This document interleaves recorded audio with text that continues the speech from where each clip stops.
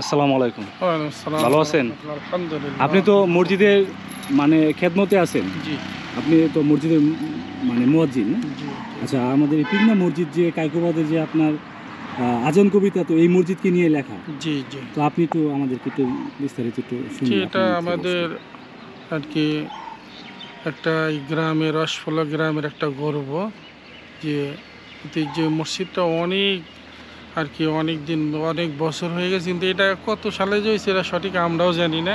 তা একটা আনুমানিক যে এটা 200 বছরের উপরে হয়ে গেছে। যে মসজিদটা আগে যে মসজিদটা ছিল সেটা পুরাতন মসজিদ, যেহেতু আপনারা দেখতে পাচ্ছেন আমার পাশেই এই মসজিদটা।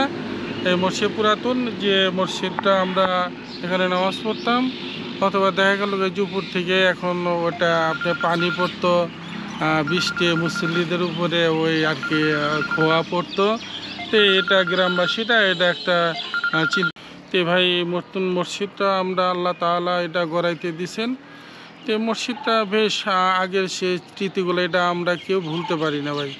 তো ইনশাল্লাহ গ্রামবাসীরা এবং সকলে এটাই বলছে যে আমরা ঐতিহ্য আগে যে মসজিদ পুরাতন ছিল আর 5টা গম্বুজ, ইনশাল্লাহ আমরা এই নতুন মসজিদের উপরে এটা ফেরত নিয়ে আসবো।